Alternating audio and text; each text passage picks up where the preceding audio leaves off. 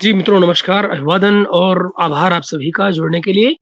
दोस्तों आपको याद होगा 2 दिन पहले मैंने आपको खबर दी थी कि पाकिस्तानी सेनेट में एक रेज़ोल्यूशन पास हुआ था और उस रेज़ोल्यूशन की ख़ासियत क्या थी कि उसमें टोटल 14 मेंबर सेनेट के अंदर मौजूद थे।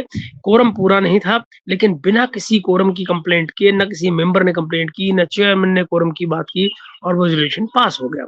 और उसको लेकर भी ये स चूँकि वॉइस वोट से हुआ था, तो ये भी उसमें सवाल उठते रहे कि किसी ने ये कहा कि नहीं साहब मैंने तो नो बोला था, तो मेरा येस में कैसे काउंट हो गया एंड ऑल दैट। वो सब चलता रहा और आप जानते हैं ये तमाशे कुछ नई बात नहीं है पाकिस्तानी पॉलिटिक्स में कि किसी ने हाँ बोली तो ना हो गया, ना बोली तो हाँ हो गया। किसने क्या इशारा किया, क्या नहीं किया। दरअसल इशारे तो किसी और के ही चलते हैं। तो ये सब चल रहा था, लेकिन मैं आपसे इस बारे में बात क्यों कर रहा हूँ? मैं बात इसलिए कर रहा हूँ क्योंकि अब इस बारे में जो तमाम घटनाक्रम है, उसके पीछे की कहानी सामने आने लग गई है। कहानी क्या है? कि भई देखिए, बात इतनी सी नहीं है कि रेज़ोल्यूशन जो है वो पास हो गया है। देखिए पार्लियामेंट्री पार्लियामेंट के किसी भी हिस्से में लोअर हाउस में या अपर हाउस में कहीं भी रेज़ोल्यूशन पास हो, उसकी अपनी एक इम्पोर्टेंस तो है। लेकिन ये ज़रूर है कि सेनेट का पास किया कोई रेज़ोल्यूशन जो है वो सरकार पर बाइंडिंग नहीं होता है ना? उसकी कोई उस तरह से जुडिशियल वैल्यू नहीं है, लेकिन उसकी एक एथिकल मोरल वैल्यू ज़रूर है। उसकी एथिकल वैल्यू उस लिहाज से ज़रूर है कि भई ये सरकार के जनता के चुने हुए प्रतिनिधि हैं, जो सेनेट के अंदर बैठे हुए हैं। डायरेक्टली न चाहे इनडायरेक्टली चुनाव हुआ है, पर हुआ तो है और जनता के प्रतिनिधियों ने उनको चुनाव करके वहाँ रखा है। तो ये सब जो है वो कहीं न कहीं जनता की आवाज़ का प्रतिनिधित्व करते हैं, रिप्रेजेंटेशन करते हैं और उनकी आवाज़ को सीधे-सीधे नकारा नहीं जा सकता है। एक बात। दूसरी बात ये कि इस बीच में जो नई डेवलपमेंट हुई इस रेज़ोल्यूशन के बाद में और चूँकि तमाम पॉलिटिकल पार्टी ने कहा नहीं साहब हम तो इलेक्शन कराना चाहते हैं और ये क्या हो गया, कैसा रेज़ोल्यूशन है, क्या नहीं है। कुछ ने अपने मेंबर्स को पीपीपी ने for example show cause notice भी इश्यू कर दिया। लेकिन इस बीच में एक नई चीज़ हुई। पाकिस्तान सुप्रीम कोर्ट में एक पिटीशन डाली गई एक क्या कहा जाए नामालूम वकील की तरफ से। अब ये नामालूम वकील मैं जानबूझ के कर रहा हूँ। ये उस तर्ज में है जिसमें हम नामालूम अफ़राद गिनते हैं ना, कि नामालूम अफ़राद ने फलाँ का खून कर दिया या किसी ने गोली मार दी। तो ये नामालूम अफ़राद किसी को उठाकर ले गए। तो उसी तरह से ये नामालूम वकील है।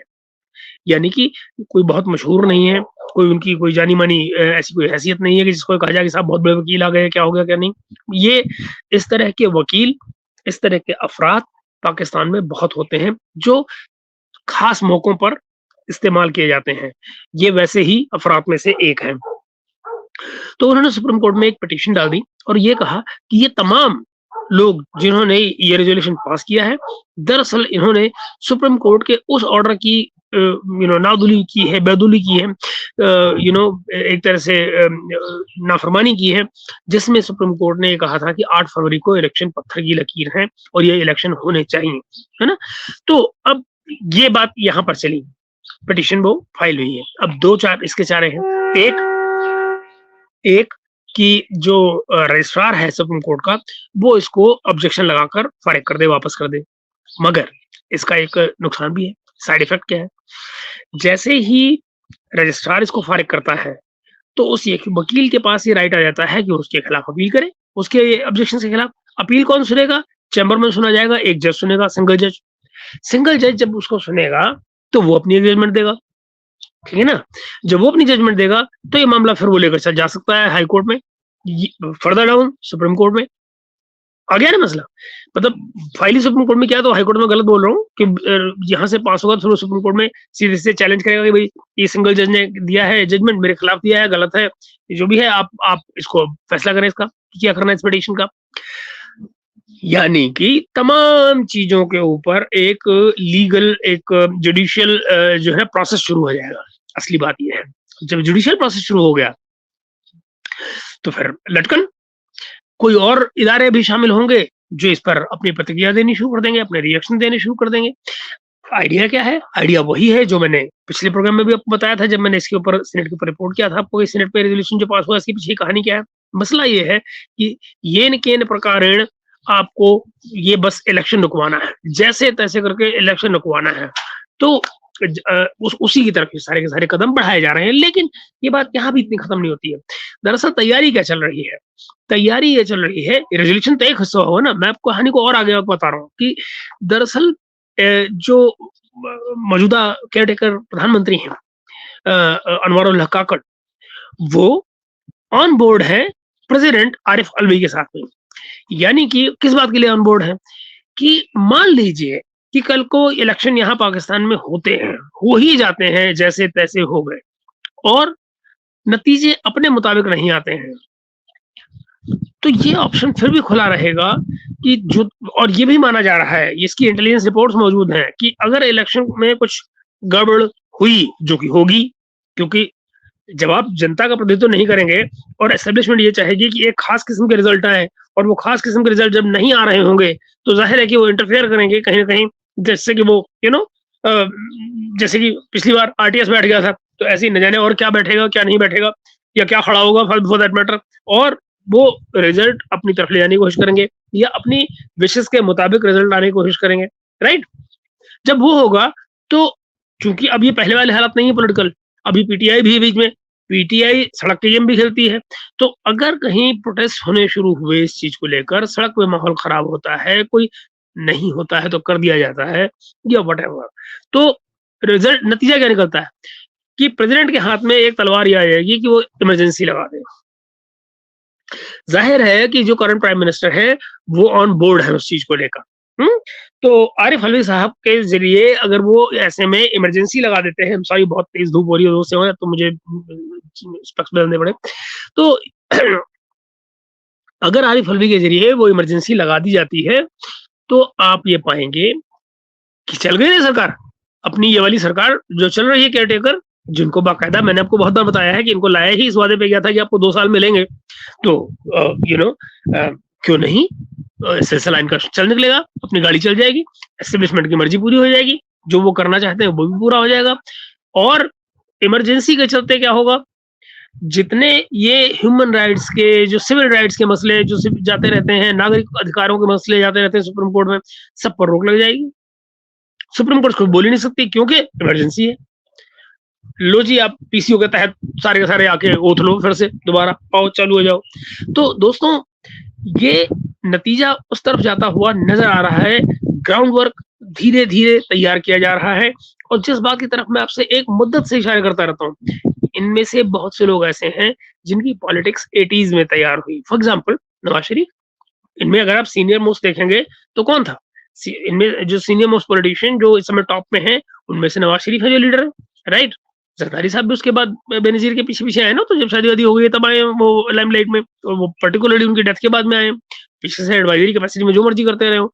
तो आप ये पाइए कि इन सब की पॉलिटिक्स शुरू हुई 80s में, मगर जिस एस्टेब्लिशमेंट से लड़ाई है या जिसकी विशेष के साथ में चीजें चलाई जा रही हैं, उनको पॉलिटिक्स है 75 साल से कर रही है, वो तो शुरू से कर रहे हैं, वो तो एक्सपर्ट है इस खेल के भाई। जितने आप आपकी आधी उम्र नहीं हुई पॉलिटिक्स उतना खेलते हुए, जब से वो, उनकी एक इंस्टीट्यूशनल मेमोरी भी है कि किस सिचुएशन में क्या किया गया, पूरी एक हिस्ट्री है उनके पास। तो दोस्तों, ये मामला अब हो रहा है गड़बड़, जिसकी तरफ से मैं आपको पहले ही आगाह करता रहा हूं कि जनवरी का महीना पाकिस्तान के लिए बहुत खतरनाक साबित होगा। इसमें जो घटनाक्रम होगा वो आने वाले महीनों सालों को प्रभावित करेगा, इम्पैक्ट डालेगा, और उसका सिलसिला अब चालू हो चुका है, वो शुरू हो चुका है। इन पिटिशंस के जरिए जुडिशरी को बैकफुट पे लाया जाएगा, इनको रोका जाएगा, यहाँ पर इनके राह में अड़चने डाली जाएंगी, और आप देखेंगे इधर धीरे धीरे इलेक्शन नजदीक आता जाएगा। पहली बात तो मुझे यही नहीं लगता कि किसी भी तरह से इलेक्शन होने की वो बात आई है। कल हमारे दोस्त, आपने देखा होगा, रात को हम बात कर रहे थे जब पाकिस्तान के बारे में, इमरान खान के बारे में, राजा मुनीब भाई हमारे साथ थे कश्मीर से, तो उन्होंने एक बात जो कमाल की कही थी, वो जरा आप गौर कीजिए। पाकिस्तान में नॉर्मल है, मान लीजिए कि कल को सुप्रीम कोर्ट के बाहरी दो फट गए, तो कौन से वहां बैठकर किसके लिए फैसले दे रहे होंगे, आप जरा सोचिए। सबने अपनी लुंगी संभाल, लुंगी तो पहनते नहीं भाई, लोगों को शॉर्ट पहनते होंगे, पर भाग निकलेंगे सारे सारे। तो आप ये देखिए, आपको याद है 71, और जो ईस्ट बंगाल में जो गवर्नर था, तो रिजाइन कब किया था उन्होंने, कि वो जिस बिल्डिंग में शरण लिए बैठे हुए थे यूएन के ऑफिसर्स के साथ में, वहीं पर उसी बिल्डिंग पर बमबारी शुरू हो गई थी। दैट इज व्हेन उन्होंने रिजाइन किया था। क्या ऐसा नहीं हो सकता कि सुप्रीम कोर्ट से अपने फैसले लेने के लिए सुप्रीम कोर्ट के आसपास ही 2-4 गिर पड़े हुए ना? तो वो सिलसिले उस तरफ जाते नजर आ रहे हैं। आप ये देखेंगे कि वायलेंस और की जो घटनाएँ हैं, सो कॉल्ड टेररिज़्म की जो घटनाएँ हैं, वो भी अब आने वाले दिनों में आपको बढ़ती नज़र आएँगी। इनफैक्ट ऑलरेडी बढ़ रही हैं। केपी बलूचिस्तान को आप इग्नोर नहीं कर सकते, वहाँ पर ऑलरेडी वायलेंस बढ़ा हुआ है। तो उसका इम्पैक्ट यहाँ पर आप कितनी देर तक सँभाल पाएँगे, कोई नहीं जानता। ये भी पॉसिबल है, मैं संभावनाओं में गिन रहा हूँ कि कोई पॉलिटिकल असैसिनेशन हो जाए। उसके मतलब कुछ ना कुछ ऐसा होना है कि जिसके ज़रिए इलेक्शन रोके जाएँ। अगर नहीं कुछ होता है और चीज़ें नॉर्मलाइज़ होकर चलाने की कोशिश की जाती है और इलेक्शन नज़दीक आ ही जाता है, हो ही जाता है, तो उसके रिज़ल्ट्स कंट्रोल किए जाएँगे। रिज़ल्ट्स क मतलब किसी भी हालत में रिज़ल्ट्स कंट्रोल नहीं हुए, तो फिर इमरजेंसी का रास्ता खोला जाएगा। मगर आपको मैं बता दूँ कि किसी भी हाल में एंड रिज़ल्ट जो है, जो टारगेट है, वो ये कि होगा वही जो फ़ौज रच रखा। जो उन्होंने सोचा हुआ है, होना वही है और सब कुछ जो किया जाएगा, वो उसी को उसी तरफ हो जाने के लिए बेसिकली किया जाएगा, ताकि जो चीज़ें हैं, वो उसी तरफ को जाएँ और उस तरफ ऑलरेडी सिलसिले चल निकले हैं। आप देखिए आपके हर तरफ कल रात को कल फॉर एग्ज़ाम्पल जिस समय पर ये रेज़ोल्यूशन वगैरह जब पास हो गए थे और इस पे बात चल रही थी और सुप्रीम कोर्ट में ये पिटीशन आ गया, आप देखिए कामरान खान, याद रखिए कामरान खान वो आदमी है, जर्नलिस्ट है दुनिया टीवी में, एक ज़माने में जियो में भी थे एंड घूमते-फिरते। लेकिन कामरान खान जो हैं, वो उनको एस्टेब्लिशमेंट की आप विशेज़ का एक्सप्रेशन समझ सकते हैं। कल उन्होंने फिर से ट्वीट किया, ठीक उसके बाद जब सुप्रीम कोर्ट में पिटीशन दायर हुई थी। उन्होंने ट्वीट क्या किया, वही कि ये इलेक्शन जो होंगे ये कोई उनका पर्पज़ नहीं है और वो आप पढ़ सकते हैं उनकी ट्वीट को वहाँ जाकर और basically he was disappointed with this election. एक बात ज़ाहिर है, एक बात बिल्कुल साफ है, वो ये कि ये जो इलेक्शन है, ये मुतनाज़ा तो ऑलरेडी हो चुका है, कंट्रोवर्शियल तो ऑलरेडी हो चुका है। इससे कोई फ़र्क नहीं पड़ता कि क्या रिज़ल्ट आएगा। दुनिया इस पर एक क्वेश्चन मार्क ज़रूर लग चुका है हमेशा के लिए। तो एक ऐसा इलेक्शन करवाना जिसमें आप अरबों रुपए खर्चेंगे, जिसका कोई नतीजा है, उसको दुनिया एक्सेप्ट ही नहीं करेगी। दरअसल उसका पर्पज़ क्या होगा? क्यों कराया जाएगा ऐसा इलेक्शन? क्यों होना चाहिए ऐसा इलेक्शन?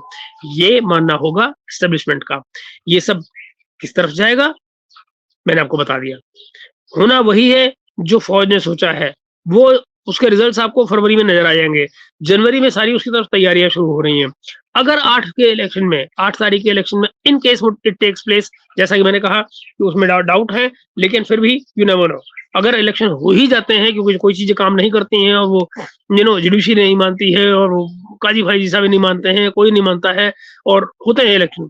तो आप ये मान लीजिए कि इलेक्शन के रिज़ल्ट को कंट्रोल किया जाएगा और अगर कंट्रोल किया जाता है तो फिर आप ये देखिएगा, इस रेज़ोल्यूशन के बाद में पहले दिन तो सारे बोले, हाँ, हाँ, गलत हो गया, हमारी कोई इच्छा नहीं थी, ऐसे कैसे हो गया, रेज़ोल्यूशन पास हो गया वहाँ पर। लेकिन आप कल का देखिए, ना नवाज़ शरीफ ने कुछ बोला, ना बेनज़ीर ना उनकी बेटी मरियम ने कुछ बोला, ना बिलावल भुट्टो कुछ बोले, ना ज़रदारी कुछ बोले, कोई माई का लाल ना सत्ता पक्ष में से, ना विपक्ष में से कोई कुछ बोल रहा है, कुछ भी नहीं।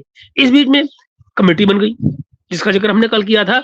आप ये देखिए फवाद चौधरी, मैंने आपको कहा था ना फवाद चौधरी इनके पेपर से जो है ट्राइब्यूनल एक्सेप्ट कर रहा था, जी नहीं, रिजेक्ट हो गए।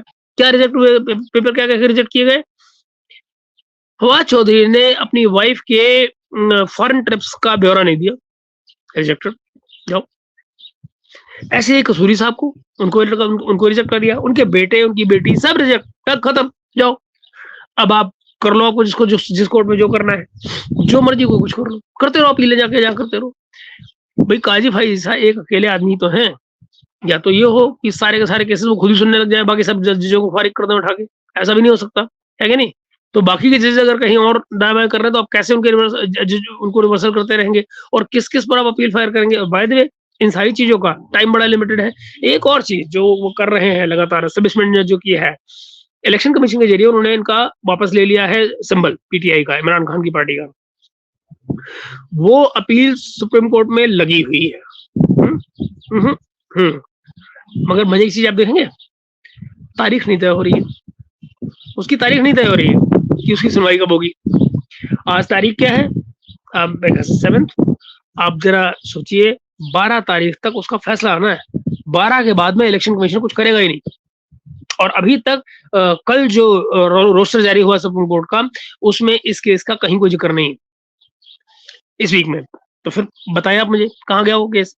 इसका मतलब ये है कि पीटीआई को बिना सिंबल के, बिना अपने सिंबल के, यानी जो बैट उनका सिंबल है बल्ला, उसके बिना इलेक्शन लड़ना पड़ेगा। दैट मीन्स कि हर एक कैंडिडेट आज़ाद होकर इलेक्शन एज़ इंडिपेंडेंट इलेक्शन लड़ेगा। अगर एज़ इंडिपेंडेंट इलेक्शन लड़ता है, उसका मतलब हर एक का अपना एक अलग सिंबल होगा। अब ज़रा कल्पना कीजिए, पीटीआई के सारे मेंबर थे, एक सिंबल के नीचे लड़ना था, अब हर एक का अपना एक सिंबल होगा। अपनी ऑडियंस को इतनी जल्दी 1 महीने के अंदर हर एक वोटर को वो कैसे बताएगा कि भाई हूँ तो मैं पीटीआई का, लेकिन मेरा सिंबल है, यानी पीटीआई को वोट देना तो ये वाले सिंबल पे वोट दो। हर एक कॉन्स्टिट्यूएंसी में ये सिंबल बदल रहा होगा।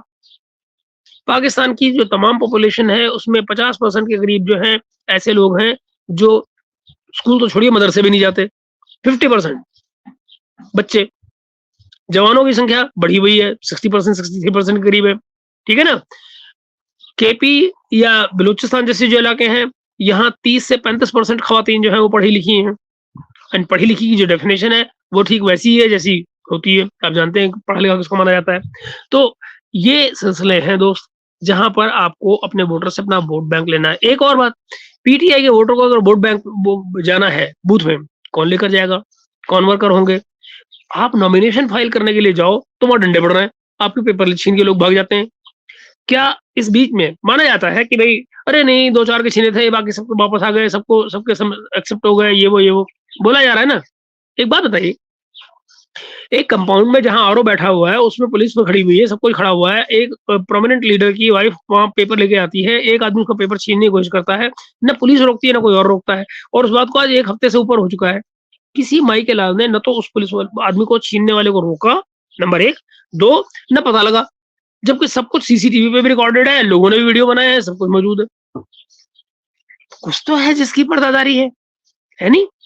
तो चीज़ें चल रही हैं उसी तरफ जहाँ उन्हें जाना था, जहाँ वो जा रही हैं, और जहाँ जैसे मैंने कहा कि जो एंड रिजल्ट है, वो उन्होंने हल इसमें निकाल रखा है कि कोई गड़बड़ हुई तो बवेला मचाओ, इमरजेंसी लगाओ, जान छुड़ाओ।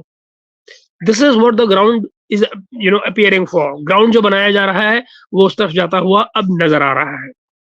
दोस्तों, अभी के लिए इतनी अपडेट थी। अगले वीडियो में आपसे फिर मुलाकात होगी।